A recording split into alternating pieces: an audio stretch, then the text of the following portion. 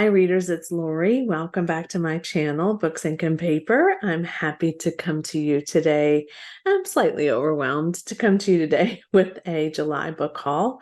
This is in addition to what I hauled for the Little Free Library, so you are going to see in a moment why I'm slightly overwhelmed. It was a lot of books to haul in the month of July.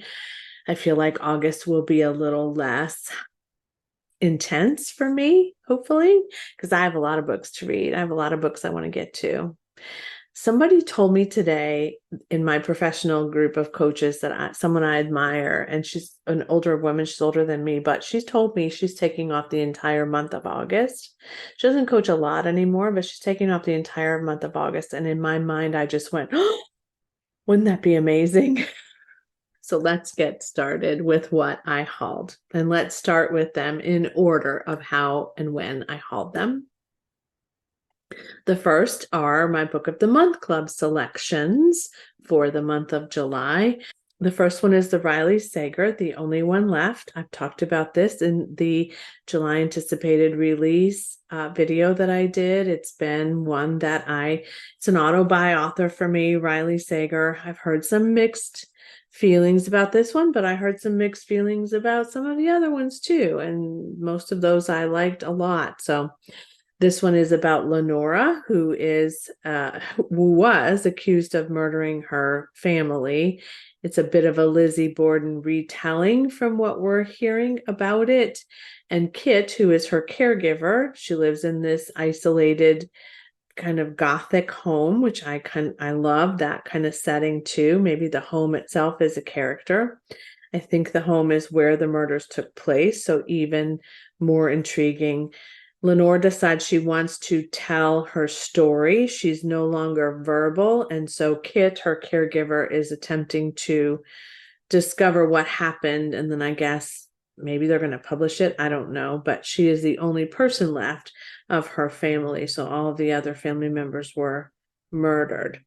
Sounds just up my street. So we'll see how this goes. All three of these, by the way, are repeat authors for me. Megan Golden is another one. I read The Night Swim by Megan Golden years ago when it first came out. I have not read the other one that I actually have, which is called Stay Awake, and then The Escape Room I do not own.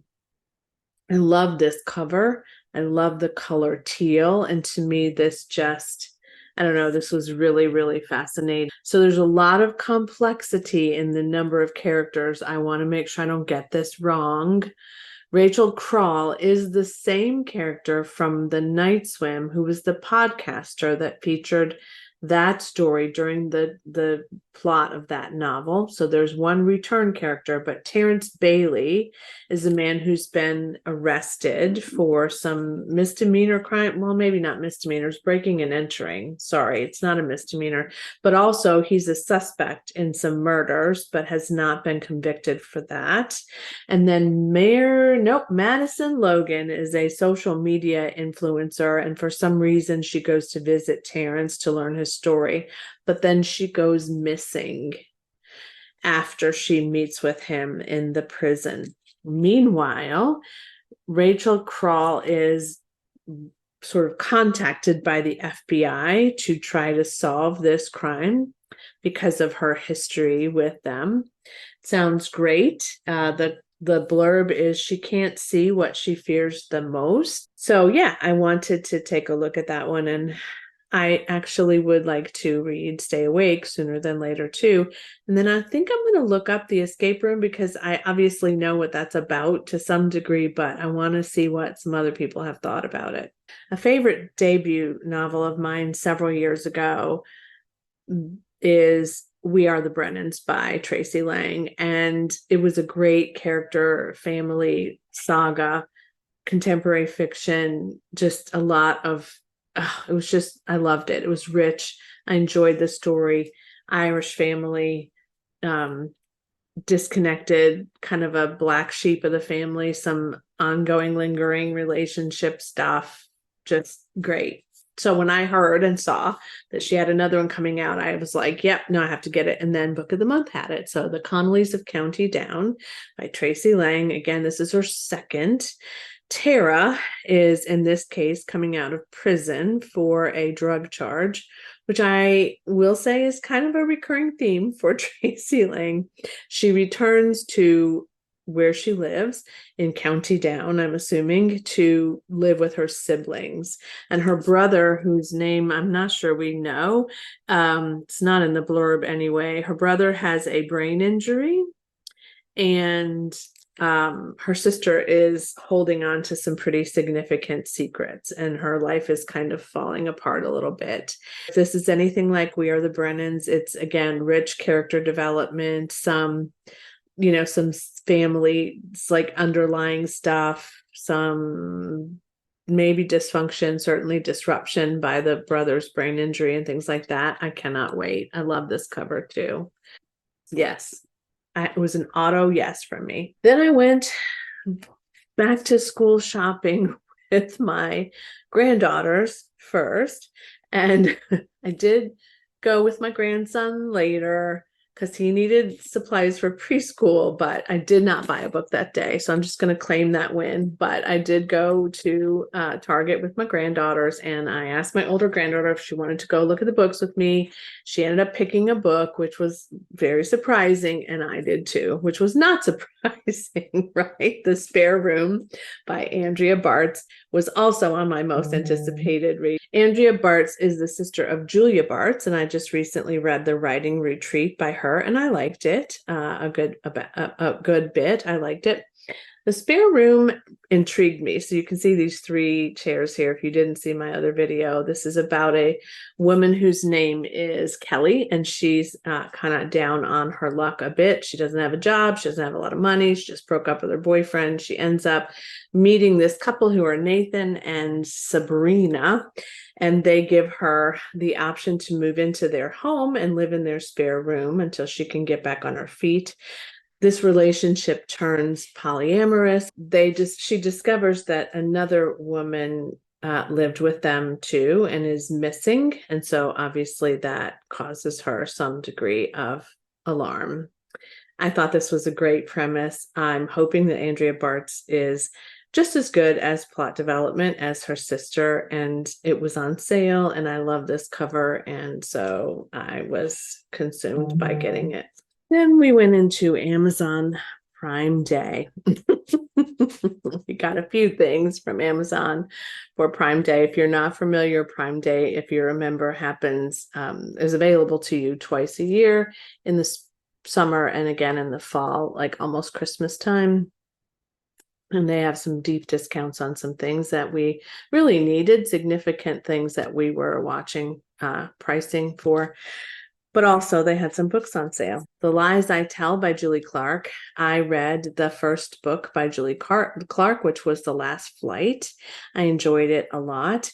This one I picked up a few years ago after listening to her on a podcast from Hoopla. I didn't get to finish it before it came due. I had about 6, those always come available to me when I have 6 other things to read. It's been a hot pick on my library's Hoopla anyway, all this time. There's a waiting list always. So I went ahead and just got it because it was really cheap. This is Meg. So this woman has a bunch of aliases. So her name is not always Meg, but apparently in this particular novel, we are calling her Meg. And she has been doing some pretty nefarious things over time. Then bring in Kat Roberts, who has been somehow swindled, or something happened to her at Meg's doing. And so she's been waiting and waiting and waiting to be able to expose Meg for what she has done and been, and to get her to be prosecuted, I'm sure. And so this follows these 2 women kind of intersecting with one another, and it starts out really great. So I remember that enough to have decided to go ahead and get it. And then Stacey Willingham, All the Dangerous Things. This was a Book of the Month Club selection, I think, but I didn't choose it. Then it was on deep discount for Prime Day, so I did decide to pick it up. I did read A Flicker in the Dark, and I enjoyed it, by Stacey Willingham. All right, so Isabel Drake has a son who goes missing from his crib. His name is Mason. And she is doing everything she can to discover what happened to her son. Sleepless nights, constant worrying. I can't even imagine what that would feel like in real life. Then we go to a podcaster, true crime podcaster. I don't know his name. And he has brought up some stuff from her childhood. And it is impacting her ability to think and to be at peace and causing her to have some significant fear and disruption. And I don't want to know anything else except sounds good to me. And I love, love, love this cover. You hear me say that a lot. I'm going to say it again. And the last one I got from Amazon Prime is Jane Harper, Exiles, which is the third in the Aaron Falk series. Now, I have read The Survivors, I think was the name of the book that I read. Yes, I got from Book of the Month a few years ago. I enjoyed it. I think that's the only Jane Harper I've read. Ask me if I've read books 1 and 2 of the Aaron Falk series, and the answer would be no. The Dry is book number 1, and I would need to start there, I think. But I'm going to ask you who know, do I need to start there, or can I just start with Exiles? Book 2 is Force of Nature. I do own that in paperback. I got that a while ago. Haven't read that either. Yeah, that's my dilemma. But it was cheap. It was on sale. I love this cover. This is also about a child who is abandoned, not missing necessarily, but she's abandoned at a festival or a carnival, as we call them in some places of the world and the United States. And the mother just walks away from the baby in the stroller. And so fast forward, Aaron Falk is at a celebration of some sort with this family that he knows in some way. And he begins to suspect that something, I guess it's this same family maybe that is related to this baby that was abandoned. Something else is happening underneath this. And so he is getting really curious, and his investigative skills, I'm assuming, will come into play. I thought this was a great premise. Again, I've had my eye on it. Yeah, please let me know if I could just start with this and then go back to The Dry and Force of Nature when I feel like it. My library has a Friends of the Library group that I'm a member of, and I went the other day for our meeting. I don't get to go to a lot of those meetings, but I actually made time for the one the other day, and I discovered this on the shelves, and I own this in audio form, but I have not listened to it. And I thought perhaps this would kind of spark my desire to get to it and then maybe to listen and read it simultaneously. It's not very long. It's not in a bad condition, this copy. Kim Michelle Richardson, the book Woman of Troublesome Creek, set in the Appalachian Mountains or the Appalachian region of Kentucky. This follows the blue-skinned woman who creates this mobile pack horse library project. Her name is Cussie Mary Carter, and she is a blue-skinned woman, which I didn't even know actually existed. So I'm curious about that. And this is based on a real-life story about the pack horse library and the blue-skinned women from the 1930s. I have heard good things about this from people who have read it.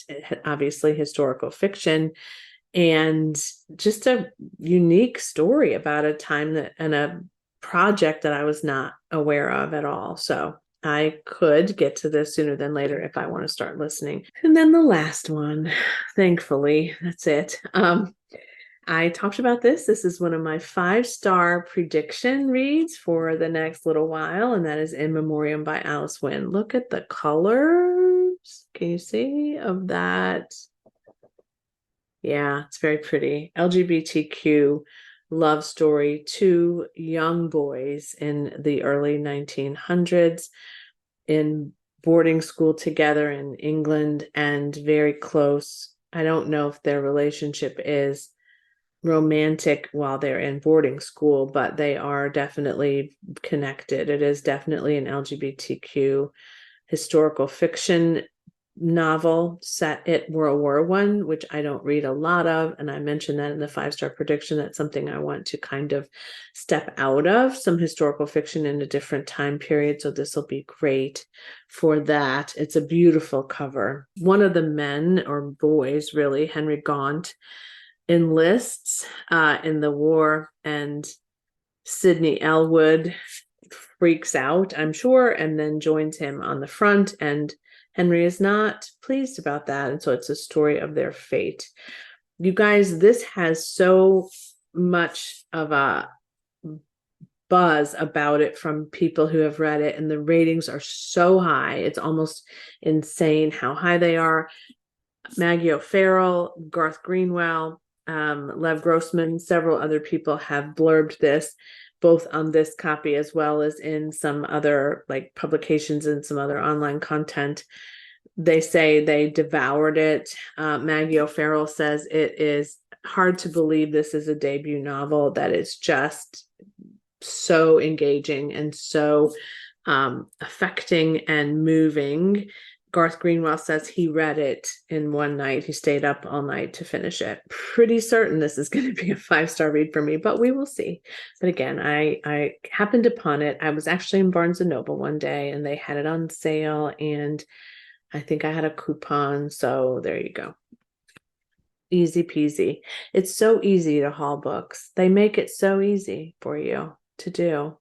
They put them on sale, they dangle them in front of you. You've already heard about them on a number of channels, and there you go. I did hear about In Memoriam, I think, on the Currently Reading, either the podcast or the Patreon, which I'm a member of, and they enjoyed it very much as well. That is my book haul for the month of July, in addition to the little free library books. Can't wait to hear your thoughts, your experiences with these. What's on your haul list at the end of July? What did you cultivate or curate in the month of July? Always a pleasure to read your comments and to see new subscribers. Thanks to those of you who are new. And as always, happy reading. Bye.